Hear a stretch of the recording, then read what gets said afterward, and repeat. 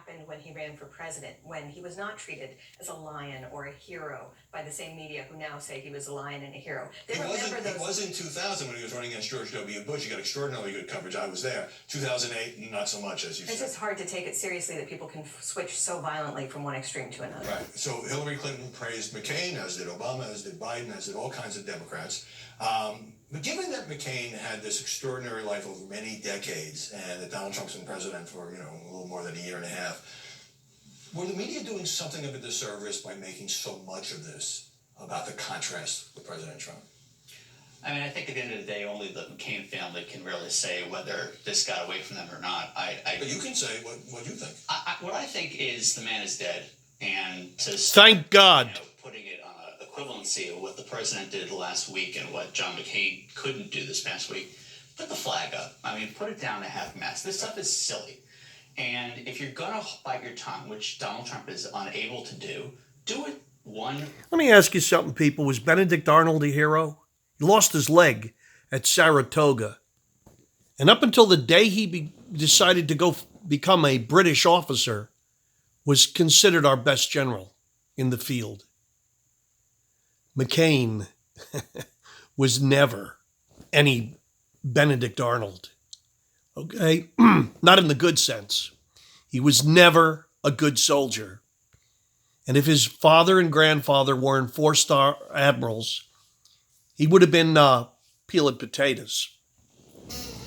But this hypocrisy that we're supposed to wax poetic about Mini-Me the dead. I hated him when he was alive. I thought he was a shill when he ran for president.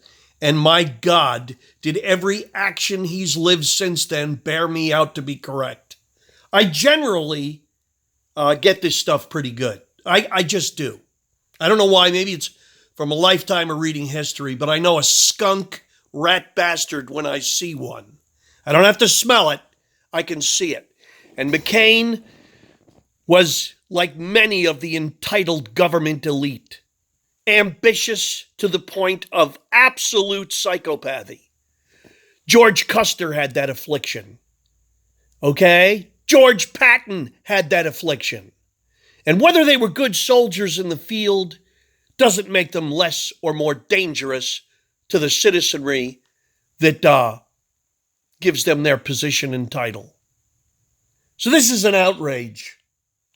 McCain sicked the IRS on the Tea Party 501c4 groups. Okay? So he along with Obama weaponized the IRS. And all the people that have the brains of a snail know that the rhinos worked hand in hand with the libtards, the Obamaites and the Clintonites. And the bearer of that standard was McCain, more than anybody. And his personal adversarial relationship with Trump was not anything to do with Trump himself, but everything Trump represented. Private citizens running our nation. Oh, and by the way, that's how it was designed. But the little dictator McCain didn't want to cop to that. So he'd rather you go to war with Russia and have a full-blown nuclear exchange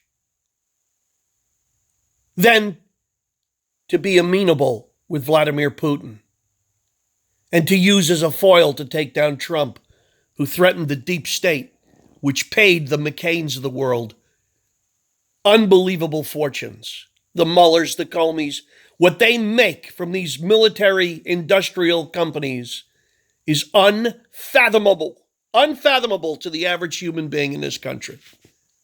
The amount of money that comes over the spillway into their greedy hands. So they'll start World War III because it makes them wealthy and powerful, and you're supposed to wax poetic and get all sad and choked up about the demise of these little tyrants.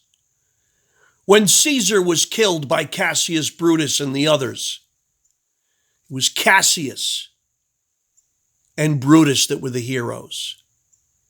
They tried to restore the Republic, from the deep state tyranny of Caesar. And the Virginia state motto recalls that sic semper tyrannis, thus always to tyrants. People don't know this. And the libtards make movies. And Marlon Brando plays Mark Antony.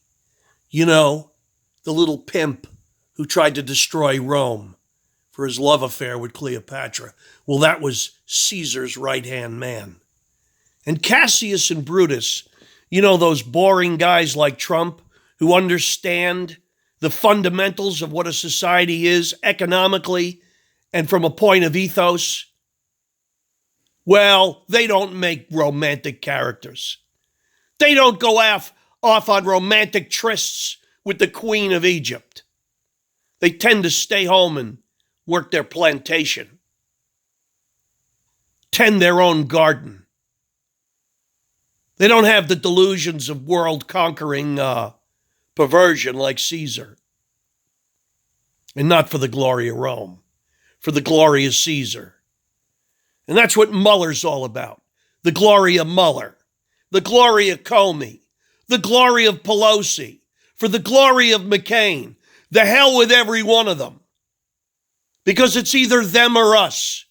And I guarantee you this will get hot soon. Like nobody in this country has seen since 1776 or 1861. They have promulgated this. And this is how this has to end.